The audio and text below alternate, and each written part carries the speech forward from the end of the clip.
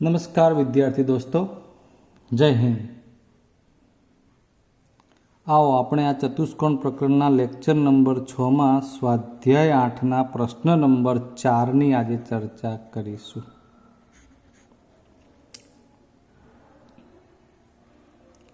તમને જવાબમાં માત્ર જવાબ જ લખવાનું કેવી રીતે પૂછ્યું હોય, પણ આપણને ગણતરી વગર જવાબ આવડે નહીં। દરેક પ્રશ્નમાં એવું ના બને કે સીધે જવાબ આવી જાય,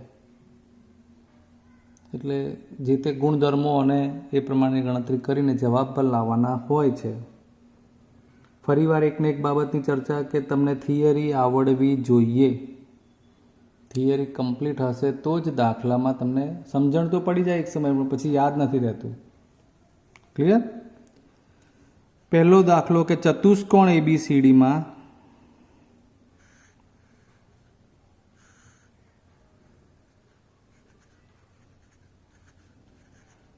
એનું માપ 100 અંશ આપ્યું છે, બીનું 80 અંશ આપ્યું છે, સીનું 120 અંશ આપ્યું છે, ડીનું પૂછ્યું છે। બહુ ઇઝી સમજણ પડી જાય એવું છે કે ચારેય ખૂણાનો સરવાળો 360 અંશ થાય, એટલે આ ત્રણનું ટોટલ 360માંથી બાદ કરવાનું। 100, 80 અને 120, 0, 0 અને 300 બરાબર છે। કેટલું થશે હવે કહો જોઈએ? આ ત્રણ ખૂણાનું માપ 300 અંશ આવ્યું તો કેટલું વધે? 360માંથી 300 બાદ કરો, કેટલું વધે? 60 અંશ। ચોથા ખૂણા ડીનું માપ 60 અંશ થાય। બીજો પ્રશ્ન, એક ચતુષ્કોણ ખૂણાના માપનું પ્રમાણ આપ્યું છે। આ એક પ્રકારે દાખલો જ છે। હું તમને તો સીધું જ બતાવીશ અત્યારે। આ ચલો એક દાખલો ચતુષ્કોણ આપણે આખો ખૂણા પ્રમાણે લઈ લઈએ। આને આપણે ABCD ચતુષ્કોણ કહીએ તો એના ખૂણાઓના પ્રમાણ પ્રમાણે 3x, 4x, 6x અને 5x। ખૂણો A વત્તા ખૂણો B વત્તા ખૂણો C વત્તા D બરાબર 360 અંશ। એનું માપ છે 3x, બીનું 4x, 6x અને 5x બરાબર 360 અંશ। 5 ને 6 11 ને 4 15 ને 3 18x બરાબર 360 અંશ। દેન x ઇઝ ઇક્વલ ટુ 360/18, 18 દુ 36, 20 અંશ આવશે છેદ ઉડાડશો। એટલે માત્ર x પૂછ્યો હોય તો આપણો આ જવાબ છે 20, પરંતુ બધા ખૂણાના માપ આપણે શોધી જ કાઢીએ તો અહીં ખૂણો A કે જેનું માપ 3x છે એટલે 3 ગુણ્યા 20 કરો તો 60 થાય। ખૂણો B 4x છે, 4 ગુણ્યા 20 કરું 80 થાય। ખૂણો C 6x છે, 6 ગુણ્યા 20 કરું 120 થાય। ખૂણો D 5x છે, 5 ગુણ્યા 20 કરું 100 અંશ થાય। આ થઈ ગયા ચારે ખૂણાના માપ। તમને તો જો કે નાના ખૂણાનું માપ પૂછ્યું હોય તો નાના ખૂણા માટે 3x ને લઈ લેવાનું અને એમાં 20 તરી 60 નાનું મળે, અને મોટું લેવું હોય તો 6x ને લેવાનું હોય તો 6 એટલે 20 છે 120 થાય। વાત સમજાય છે ને? આ આખો દાખલો જ તમને 2 ગુણનો મેં ગણી બતાવ્યો છે। ડન? નેક્સ્ટ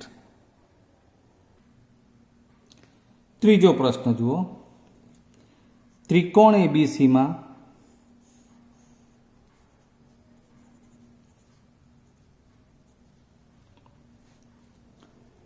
AB અને AC ના મધ્યબિંદુ, આ AB નું મધ્યબિંદુ x, AC નું મધ્યબિંદુ y। ઓકે, તો ચતુષ્કોણ XBCY નો પ્રકાર જણાવો। ચલો આ પણ એક સરસ કામ આવ્યું। XBCY આ ચતુષ્કોણનો પ્રકાર પૂછ્યો છે મિત્રો, વિચારો જોઈએ। આ ચતુષ્કોણનો પ્રકાર કહેવા માટે તમારે વિચારવું પડે કે અહીં સૌથી પહેલાં તો આ x અને y મધ્યબિંદુ છે ત્રિકોણમાં। બે બાજુના મધ્યબિંદુને જોડવાથી આ જે રેખાખંડ XY અને BC વચ્ચેનો સંબંધ બને ને, એ એક સમાંતર બાજુઓ થઈ જાય। કારણ કે આ રેખાખંડ XY BC ને સમાંતર હોય એટલે આ XY સમાંતર BC બની ગયું. વળી આ જોડ જે છે XB અને YC એ સમાંતર નથી, એટલે આ ચતુષ્કોણમાં સામસામેની બાજુની એક જ જોડ સમાંતર બની માટે એ સમલંબ ચતુષ્કોણ બની જાય. ચોથો પ્રશ્ન,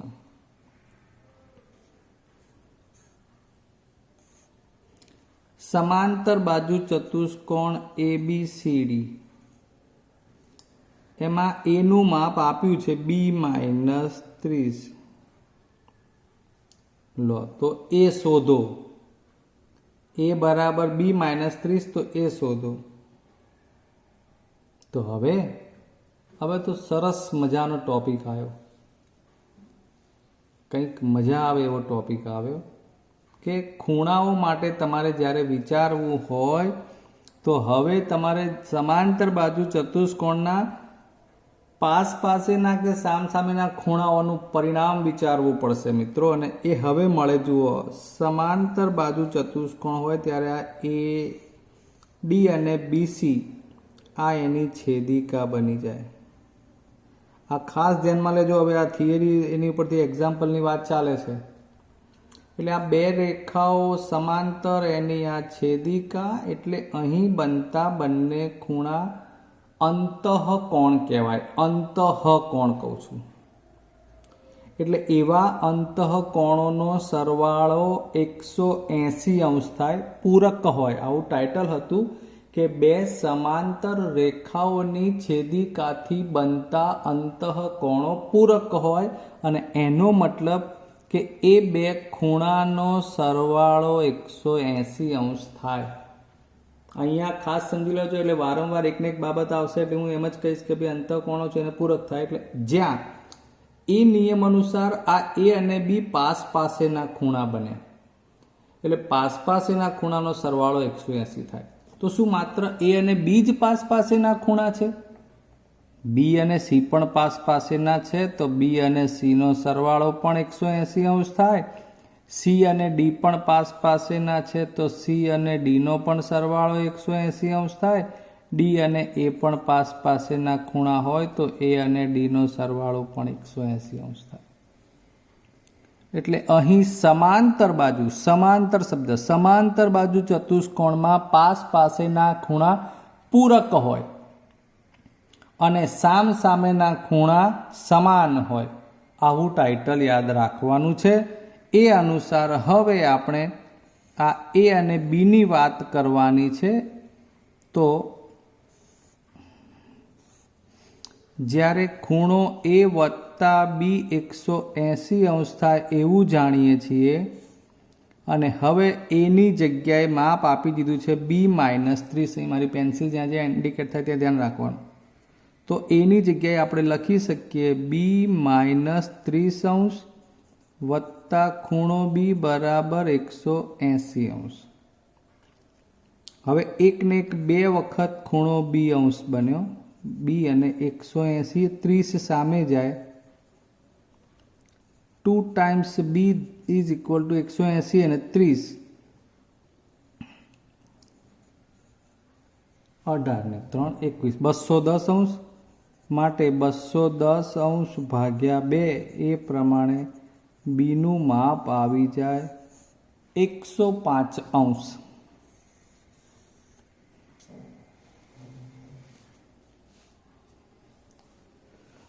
ચલો આગળ પ્રશ્ન. હવે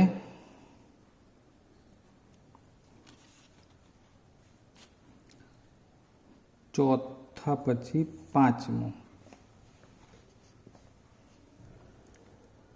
ત્રિકોણ PQRની બાજુઓના મધ્યબિંદુઓ. જો આમાં એક સાથે બીજી ઘણી બાબતો આપણે અલગથી સમજાવીએ છીએ. PQRની બાજુઓના મધ્યબિંદુઓ, સોરી ABCની બાજુઓના મધ્યબિંદુઓ PQR છે. એટલે AB નું મધ્યબિંદુ P, BC નું મધ્યબિંદુ Q અને AC નું મધ્યબિંદુ R. ABC ત્રિકોણની પરિમિતિ 23 હોય. ચલો એ તો હવે પછી સોલ્વ કરીએ. પહેલાં આપણે આખી વાત સમજી લઈએ. આ મધ્યબિંદુને જોડતો રેખાખંડ યાદ કરો ત્રીજી બાજુ કરતાં અડધો. PQ તો PQને જોડતો રેખાખંડ AC કરતાં અડધો. QRને જોડતો રેખાખંડ PAB કરતાં અડધો. અર્થાત PQ, QR અને PR એ આ ત્રણ બાજુઓના માપ કરતાં અડધા અડધા જ થયા. એટલે પરિમિતિનો મતલબ શું કે ત્રણેય બાજુઓનો સરવાળો. તો ABCમાં AB, BC અને ACનો જે સરવાળો થાય એના કરતાં હવે તમે કહી શકો કે PQ, QR અને PRનો સરવાળો કેટલો થાય? તો કે અડધો થાય. એટલે બને શું કે ત્રિકોણ PQRની પરિમિતિ બરાબર ત્રિકોણ ABCની પરિમિતિ એની અડધી એટલે કે 1/2 ત્રિકોણ ABCની પરિમિતિ થાય, જે આપેલી છે 23 એટલે 11.5. કોની? અંદરના ત્રિકોણ PQRની પરિમિતિ, જે બહારના ત્રિકોણ ABCની પરિમિતિ કરતાં અડધી થાય. ઓલરેડી તમને આકૃતિ ઉપરથી ખબર તો પડી જ જાય, પણ પ્રશ્ન એટલો હતો કે અડધી થાય કે નહીં, એની સમજૂતી મેં તમને આપી. બરાબર? એટલે મધ્યબિંદુને જોડવાથી જો બાર ત્રિકોણ બને હોય અંદર, તો એની પરિમિતિ એ બહારના ત્રિકોણની પરિમિતિ કરતાં અડધી થાય. છઠ્ઠો પ્રશ્ન. સમાંતર બાજુ ચતુષ્કોણ ABCDમાં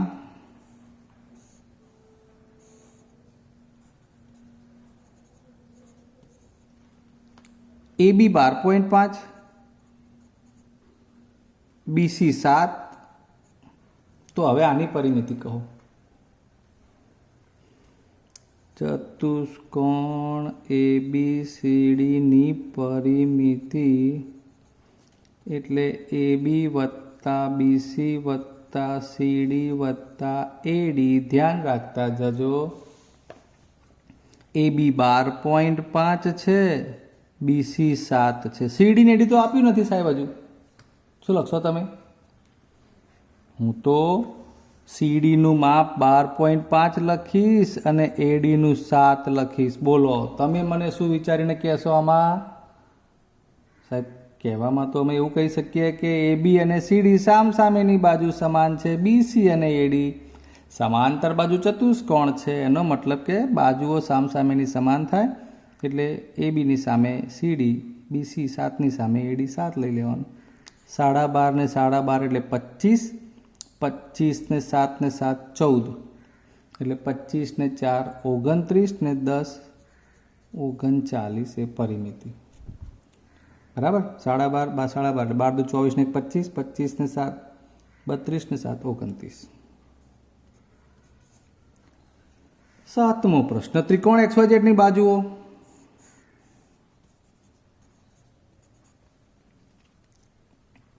XY અને XZ ના મધ્યબિંદુ. આ XY એનું મધ્યબિંદુ, XZ કયા છે? A અને B.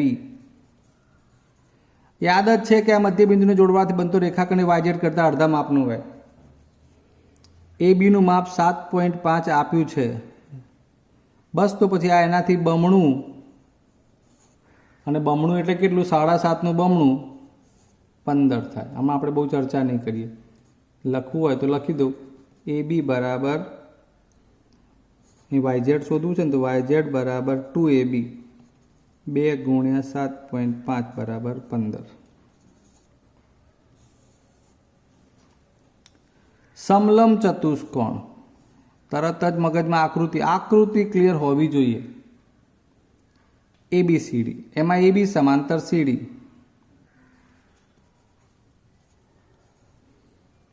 A નું માપ 80, B નું 75, C અને D શોધે એવું પૂછે તો એકલો D પણ પૂછે. બહુ ઇઝી જ છે, બહુ જ ઇઝી છે. તમારે આ બધી વાત આવે એટલે અનુકોણ યુગ્મકોણ યાદ કરો તો આપણને ખબર છે કે સમલંબ ચતુષ્કોણ હોય એટલે આ જોડ તો સમાંતર જ હોય. એ સમાંતર બાજુ માટે આ છેદિકા બને અને માટે આ બંને અંતઃકોણ બને. એટલે તમારા માટે અહીં ખૂણો A વત્તા D 180 થાય. લખવું હોય તો લખાય અંતઃકોણ. એટલે એની જગ્યાએ 80, ડી શોધવાનું 180, then D is equal to બાદબાકી થઈને 100 આવશે. 180 માંથી આ 80 બાદ થશે.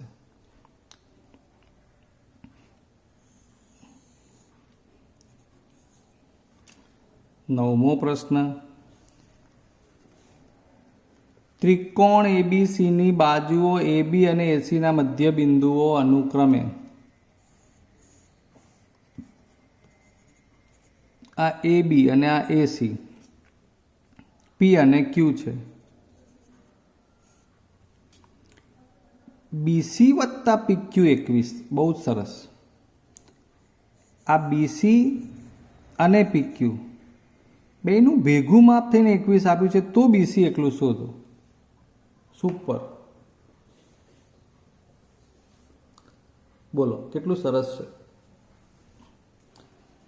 જો આમ તમને વ્યવહારુ સમજાવું ને તો યાદ રાખો, આ જે આમાં બીજગણિતનો પ્રશ્ન આવે છે, જુઓ આ પીક્યુ અને બીસી તમને એ ખબર છે કે આનાથી આ ડબલ હોય તો આપણે એક્સ ધારો ને, પણ આ એક્સ અને 2x આટલું આવડવું ને વિદ્યાર્થીને એ તો બહુ મોટી વાત છે. તમને તો સાહેબ હાસ તો એ તો ખબર જ છે કે આનાથી ડબલ. હવે આ કેમ કરવું પડ્યું? તો અહીં તમને શું આપ્યું છે? બીસી વત્તા પીક્યુ 21. હવે જોજો ખૂબ સરસ, તમને બહુ જ ગમશે કે પીક્યુ એક્સ ધાર્યું આપણે અને બીસી 2x થઈ ગયું બરાબર 21. આડકતરી રીતે બીસી અને પીક્યુ જેના માપ અડધા બમણા પ્રમાણે એક્સ લીધું ને, એટલે આપણું આખું સમીકરણ બની ગયું એક્સમાં. જુઓ એટલે 2 ને 3x બરાબર 21, એટલે ખબર જ છે તમને x બરાબર 7 હે ને. એટલે x બરાબર 7 એટલે પીક્યુ થઈ જાય 7 અને આ ડબલ એટલે 14 અને બંનેનો સરવાળો 14 ને 7 21 પણ છે ને. મજાની વાત. આવું સામાન્ય નોલેજ દોડાવવાનું હોય છે. છેલ્લે હવે 10મો પ્રશ્ન, લંબચોરસ એબીસીડીની પરિમિતિ 112 આપી દીધી છે. એબી જેમ બીસી 5:3, તો એબી શોધો.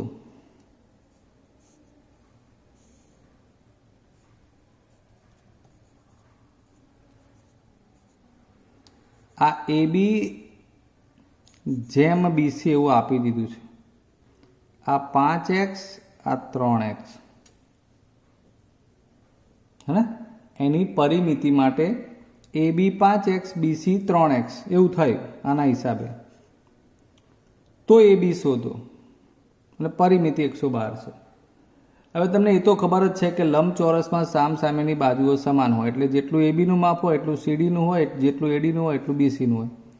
એટલે આમ તો તમે જોવા જાઓ તો પરિમિતિ બરાબર 2 ટાઈમ્સ એબી વત્તા 2 ટાઈમ્સ બીસી એવું લખી શકાય. એડી ડીસી લખવાની જરૂર નથી. કેમ કે 2 વખત એબી એટલે સીડીને 2ને ગણી, એ વખતે એડી અને બીસી ગણ્યું, એટલે 2 વખત આ બે બાજુનો સરવાળો કરીને ડબલ કરો એટલે ચારેનું માપ થઈ જાય એવું લખ્યું. અને એવું એટલા માટે લખ્યું કે આ પરિમિતિ 112 આપેલી છે. આ બેનું માપ એક્સ પ્રમાણમાં આવશે, 5x અને 3x. એટલે 2 ટાઈમ્સ 5 and 3 એટલે 8x 112. એટલે એક્સ માટે હવે સીધું લખાવું તો 8 દુ 16, 112/16 જાય.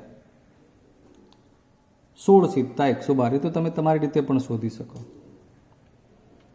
એટલે કે આ એક્સ અહીં મૂકી દો એટલે આ થઈ જાય 5 સીધા 35 અને આ 7 તરી 21 બરાબર છે. તમે 35 વત્તા 21 વત્તા 35 વત્તા 21 કરી નાખશો એટલે ટોટલ જે તમારું છે એ 112 આવી જશે. આમ એ તમે સમજી શકો.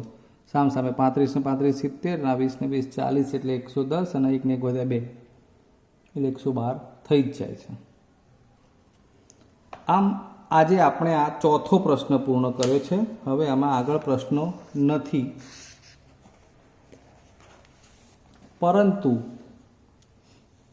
તમારે આ ચોથો પ્રશ્ન મેં કહ્યું તે પ્રમાણે ડાયરેક્ટ કશું જ લખવા ઉતારવાનું નહીં.